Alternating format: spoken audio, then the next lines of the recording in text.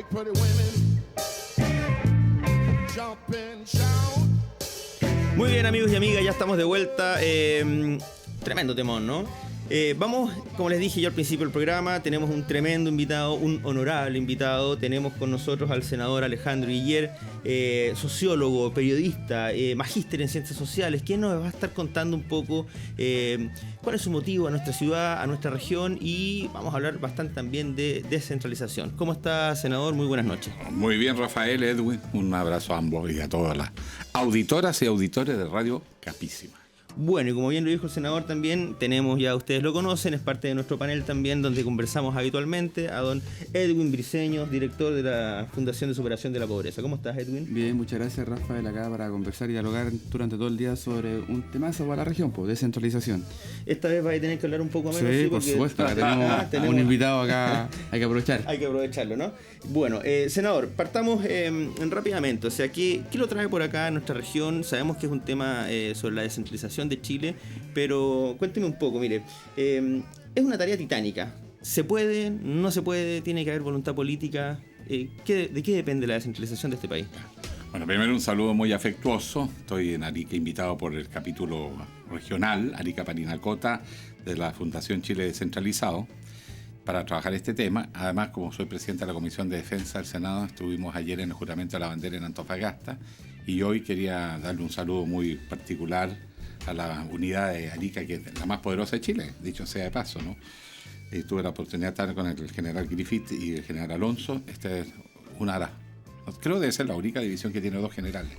Y eso por la importancia que tiene nuestras fronteras.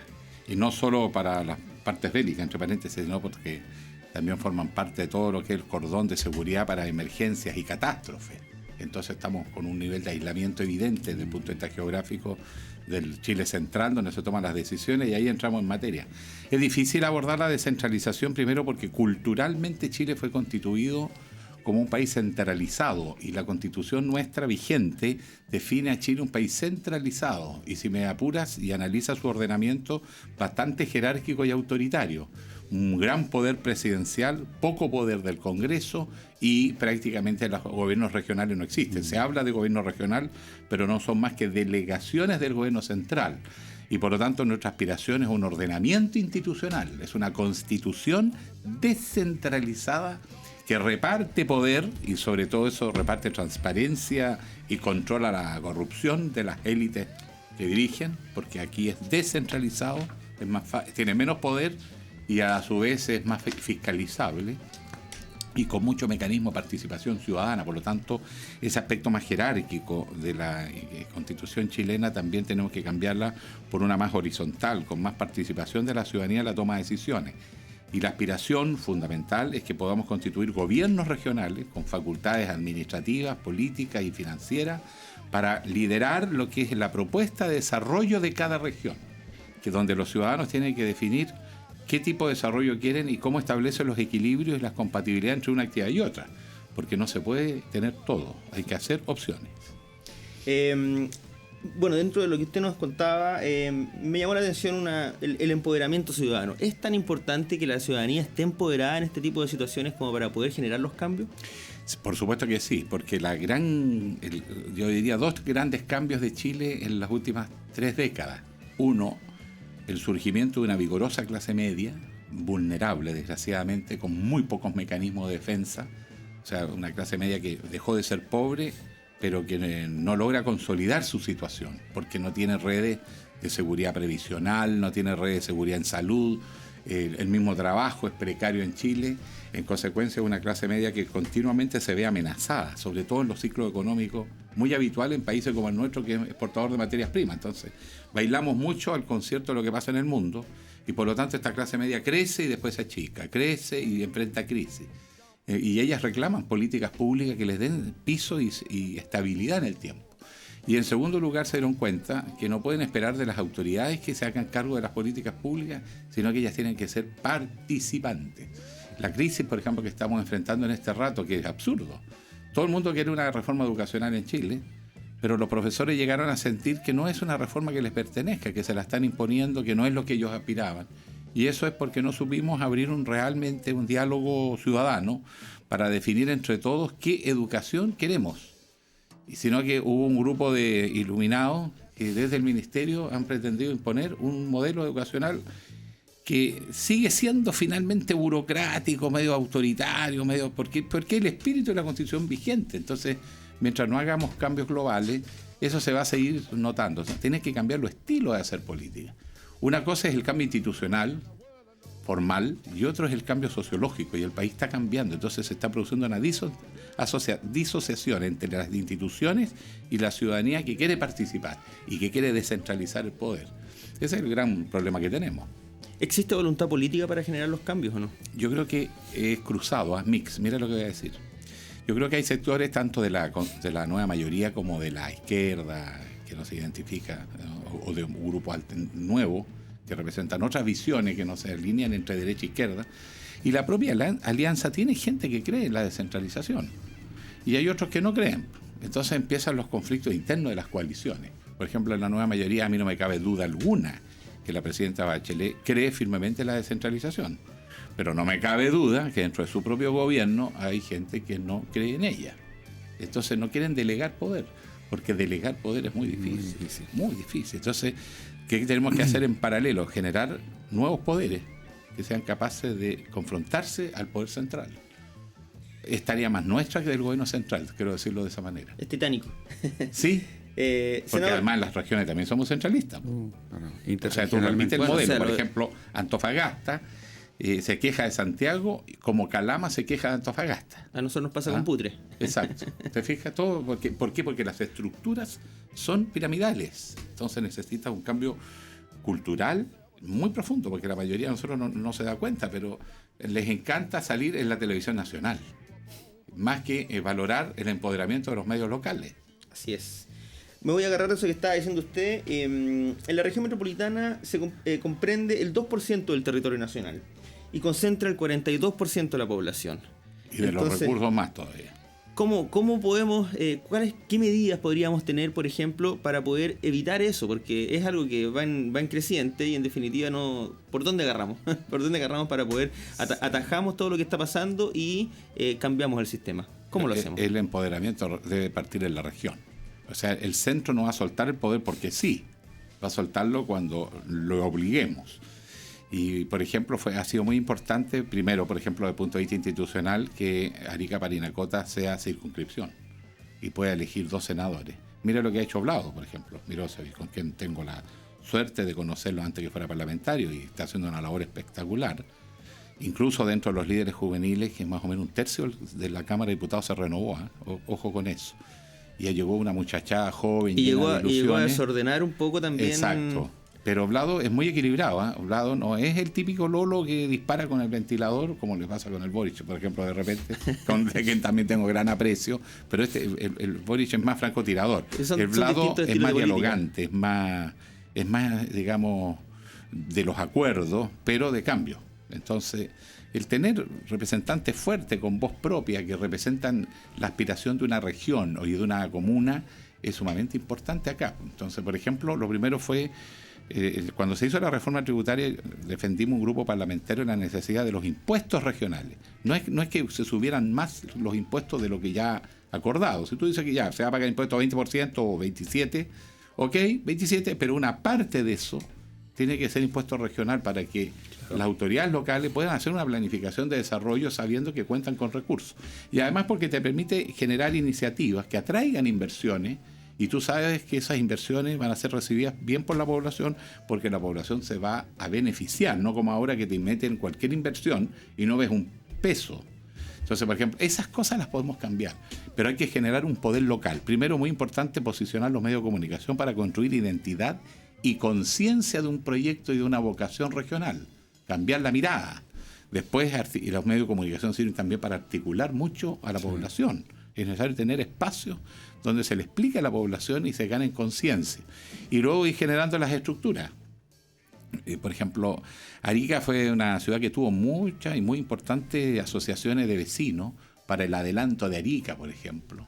Y eso jugó un rol muy importante en la década final de los 50, 60. Pero esa voz se fue perdiendo. Entonces hay que recuperar esa voz propia, agrupar a todas las actividades comerciales, educacionales, etcétera, en una complementación, las organizaciones vecinales, y tener instancias de coordinación y saber cuáles son la agenda regional, las prioridades nuestras. ¿Qué es lo que quiere ser? ¿Cuál es la vocación de Arica Parinacota? ¿Va a ser turismo? ¿Va a ser minería? No se lo puede hacer todo en la vida. ¿Va a querer priorizar el desarrollo de sus puertos? Necesita mejorar la educación, pero la educación en Arica es distinto que la educación en la Araucanía, por ejemplo, o si tú quieres la misma reforma laboral, son circunstancias diferentes. Entonces tenemos que tener más clara cuáles son nuestras necesidades y prioridades.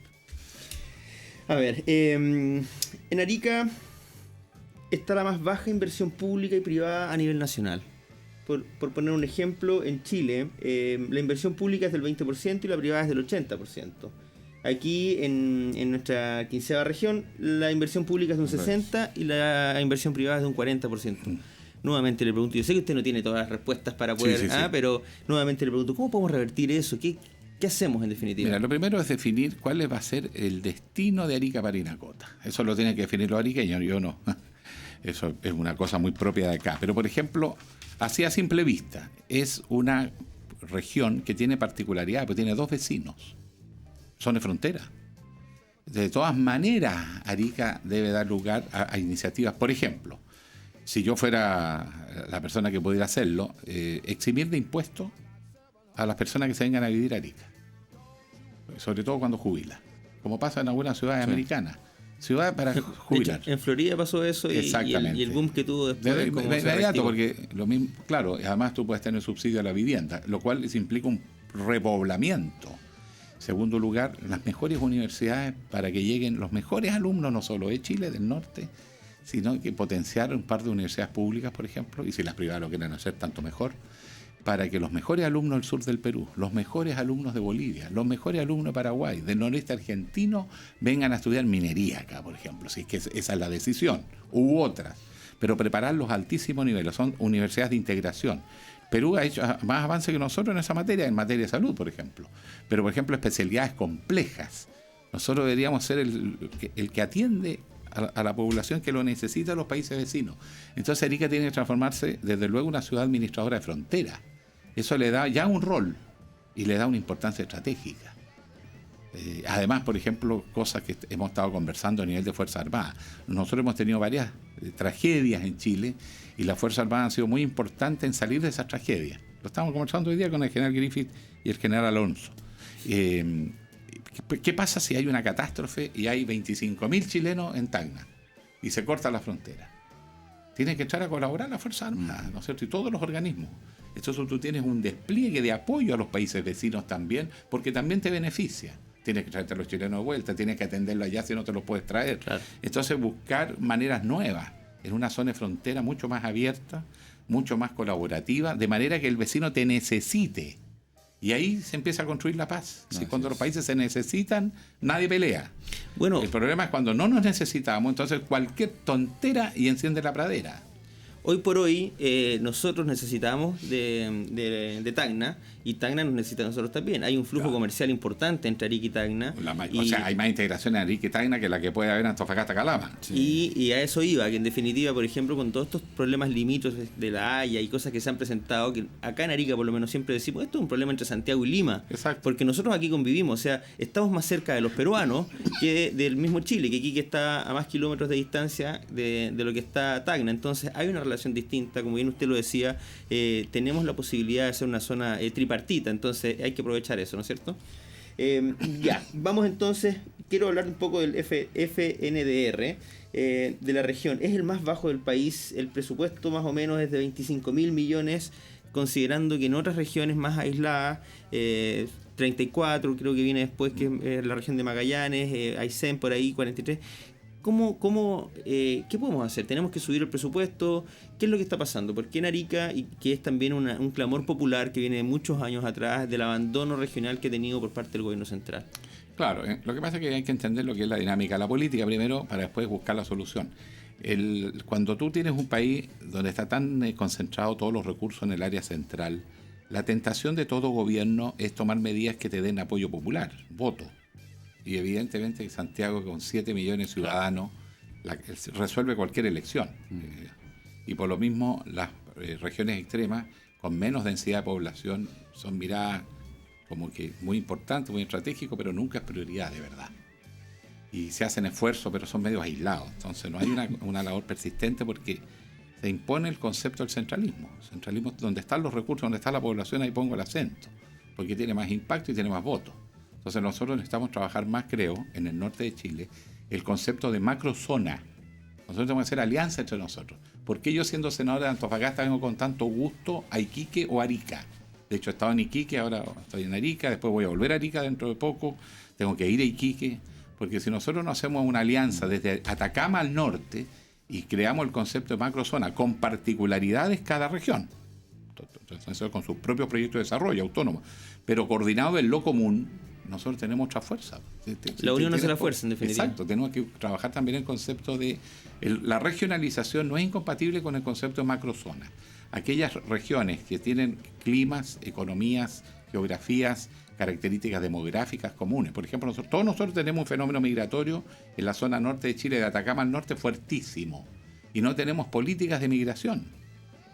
Antes de hacer prejuicios diciendo qué tipo de migrante, si aceptamos a todos, si solamente somos selectivos, como sea, pero si entra un migrante tiene que tener la dignidad de recibirse como corresponde, a plenitud de derecho y garantía. Si no estamos en condiciones, tenemos que definir qué vamos a hacer entonces, porque además termina mermando los derechos y las garantías de la propia población originaria o autóctona de acá, de nuestra. No tenemos políticas migratorias. Después, zonas francas, parciales. Debería ser una área económicamente quizás más integrada y tendría más impacto. Después, por ejemplo, la política educacional.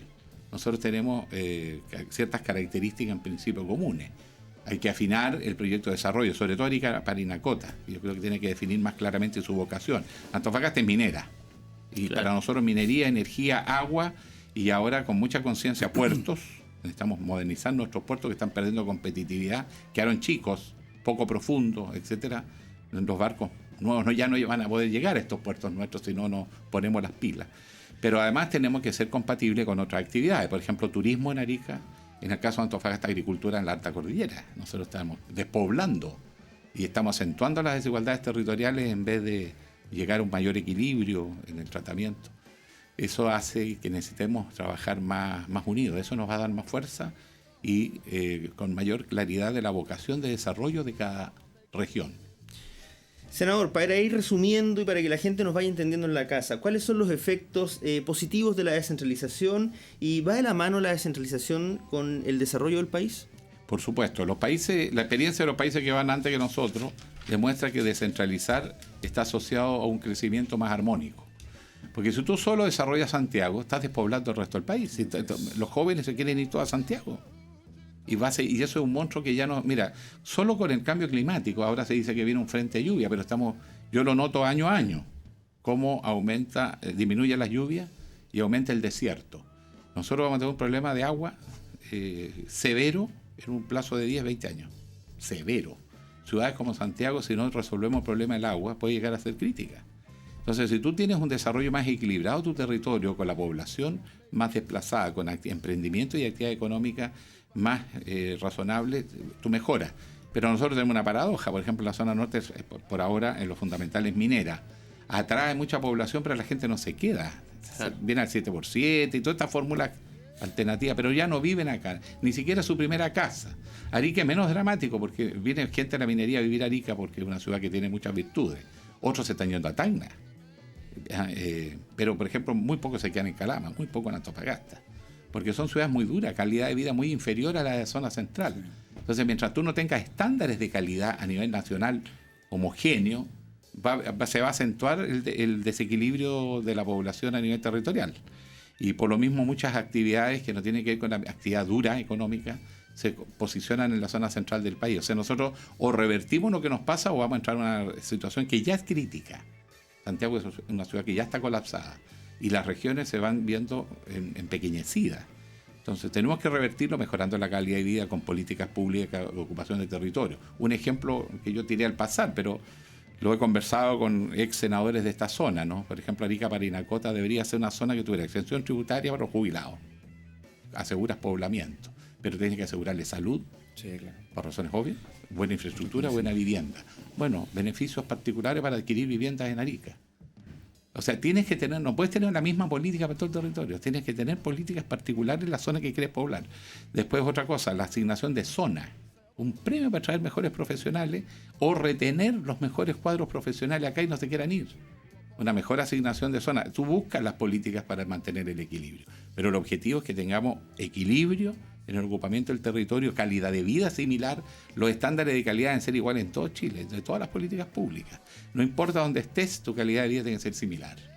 Y ese principio beneficia a la región extrema, pero también le hace bien al centro, porque empiezas a sacar población del centro, porque tienes opciones en regiones. Hoy día es demasiado desigual. Yo mismo tuve que hacer la opción, bueno, eran otras circunstancias, me andaban correteando también, pero al margen de eso, uno termina haciendo la opción de irse a Santiago.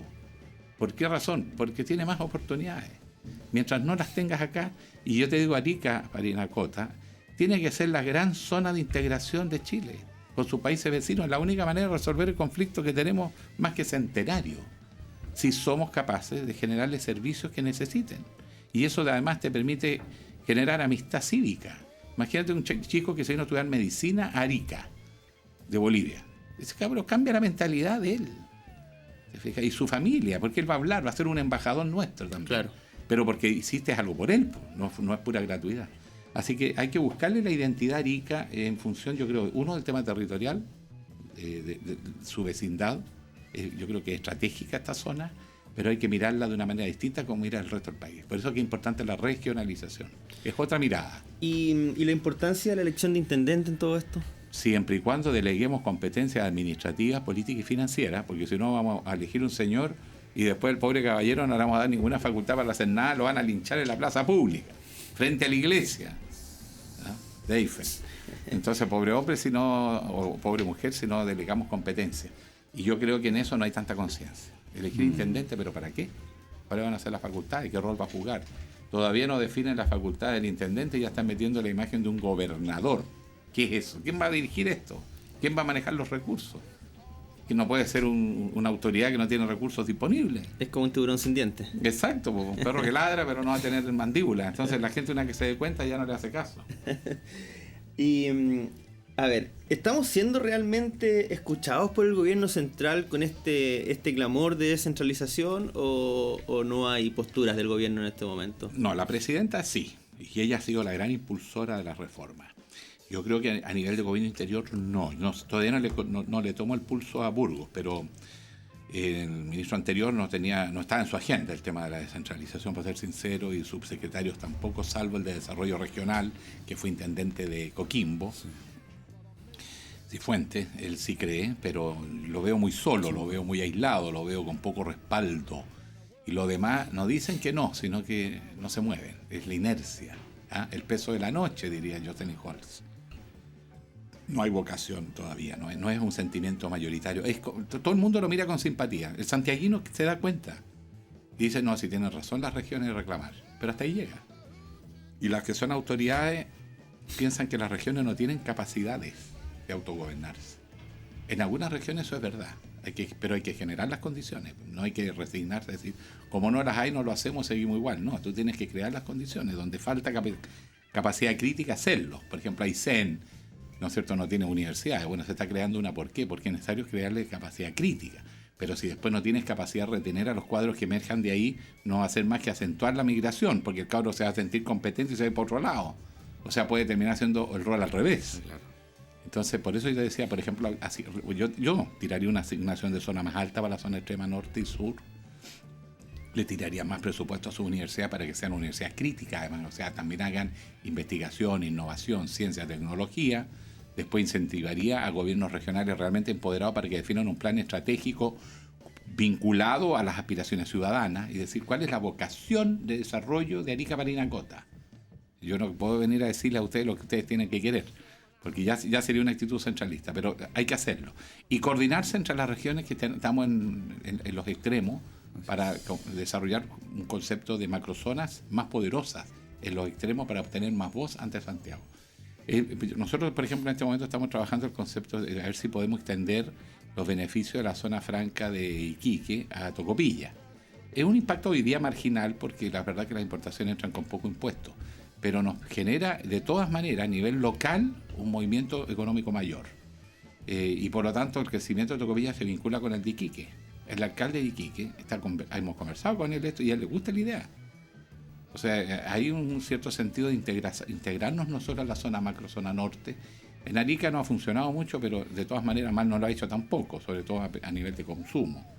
Hay algunos objetores que habría que discutir bien por qué no ha funcionado como se esperaba, pero el concepto de extendernos nos va a dar más espalda. Si Arica Parinacota se queda sola, va a seguir sin mucha voz, no va a ganar mucha plata ni nada.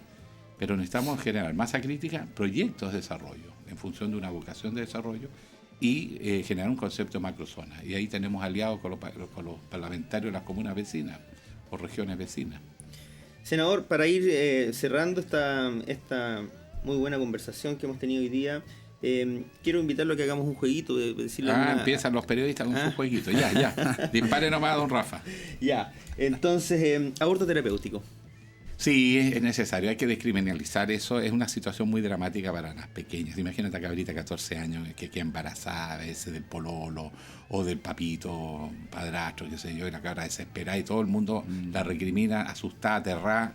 No, hay que buscar una solución humana, de apoyo y por lo tanto se necesita política pública. Al definir el tema del aborto, plantearlo como debate te va a obligar a políticas públicas. Y yo creo que eso es un tema que tenemos que abrirnos. Legalización del consumo de cannabis. No, nadie puede pretender en un mundo globalizado prohibir nada. Es apostar a la educación. Chiquillos, cuídense. Cuídense en lo sexual, cuídense en el alcohol, cuídense en el tabaco, cuídense con la marihuana, pero nadie los va a poder proteger. Por lo tanto, la verdadera protección es interior. Vamos a la educación y no al castigo. Perfecto. AFP, ¿reformamos el sistema o no más AFP? Nadie sabe qué hacer con el sistema AFP. Tú ves que eso va a ser uno de los sacrificados en la movida de ahora. Pero tenemos un problema con el sistema por dos razones. Primero, porque los sueldos en Chile son inestables y muy mal pagados. Por lo tanto, repercute en el sistema AFP. Entonces tenemos que empezar por arreglar el mercado laboral. Y por eso necesitamos negociaciones colectivas, organización sindical, que el trabajador tenga más capacidad de negociar condiciones de trabajo en materia de seguridad, estabilidad, remuneraciones. Chile es un país muy desigual. En la medida que vamos igualando la cancha, vamos a tener más ingresos y por lo tanto más capacidad de acumular fondos. Pero por otro lado, las AFP como mecanismo han resultado muy buenos como negocio, pero muy malos como prestador de servicios. Pero el negocio para unos pocos. Claro, entonces el país, todos los afiliados pierden porque hicieron malos negocios, pero las AFP ganan. Eso no puede ser. La casa nunca pierde. Exactamente. Entonces yo creo que hay que pensar un rediseño. Yo creo que eso... Pero está pendiente, nadie sabe mucho qué hacer, pero reconozco que el sistema de ahora es absolutamente insatisfactorio. ¿Disminución de la dieta parlamentaria? Bueno, cuando me lo apunta, ¿le gustaría? No me gustaría, pero yo creo que aquí hay dos cosas que considerar. Efectivamente, la dieta de las altas autoridades en Chile es muy alta. La dieta del senador y diputado equivale a la de ministro de Estado. O sea, la primera pregunta, ¿se lo merecen o no se lo merecen? Porque si lo están haciendo brillante, sí. Cuando la gente sale a la calle y un ministro lo hace mal, no dice bájele la dieta, dice que, oiga, que lo haga bien, y si no, échenlo. Entonces el problema, yo creo que es más bien un plebiscito de desvincular al senador que lo hace mal, o al diputado que lo hace mal, como lo hacen en algunos países, a mitad de gobierno. Y llegar a un sistema más razonable de ingresos, porque efectivamente son más altos, pero eso tiene que quedar, a mi juicio, establecido en una ley de la República, como es ahora. Lo peor sería que los parlamentarios se asignaran las dietas. En Chile está considerado en la Constitución. A ministros, diputados y senadores ganan lo mismo, están en rango constitucional. Y todos los años cuando se discute el reajuste, en realidad va en el reajuste general de la administración pública. Entonces lo que nos pasaba el año pasado, la gente decía, ¿ustedes se fijan la dieta? No, la dieta está en la Constitución. El reajuste lo propone el ministro de Hacienda. Entonces varios decidimos, hagamos un gesto. Que las personas de más alto ingreso en la administración pública, donde están los ministros y los parlamentarios, tengamos un reajuste mejor y beneficiemos a los de abajo. Pero eso significa votar en contra del reajuste del sector público. Porque yo no puedo introducir indicaciones como parlamentario a las leyes o a los proyectos de ley que son facultad exclusiva del presidente. Perfecto. Yo puedo decirle sí o no. Entonces mi pregunta era, ¿decía sí o decía no a la ley al reajuste general de la administración pública? Y si decía no, habría que replantearlo, pero el próximo año. Dejamos un año entero a todos los funcionarios públicos en reajuste. O sea, no sé si se dan cuenta en la situación que quedábamos. Entonces no es que nos quisiéramos arreglar los bigotes, sino que o dejábamos a todos sin, porque no teníamos facultad de decir, solo vamos a modificar lo que se refiere a los senadores y diputados o ministros que tuviesen, por ejemplo, un reajuste menor, sino que podíamos decir sí a lo que mandó el ministro o no. Y ahí era todo o nada, entonces nos arrastrábamos al resto. Pero yo creo que efectivamente eso se puede revisar, porque con el derecho comparado, el sueldo de los ministros y de los parlamentarios en Chile es más alto dentro de América Latina, pero con una diferencia sí, que nosotros estamos avanzando a la exclusividad de la función. Por ejemplo, dentro de la reforma que vamos a hacer ahora, el que es elegido parlamentario se tiene que dedicar 100% a ser parlamentario, no puede dedicarse a otros negocios. Naturalmente que si tiene renta las puede recibir, pero no puede dedicarse a administrarla. Entonces, si tú le exiges exclusividad real y efectiva, bueno, ahí también hay que considerar, porque en otros países se dedican a puro pitutear. Entonces, la dieta es baja, pero se dedican a hacer negocio el día entero.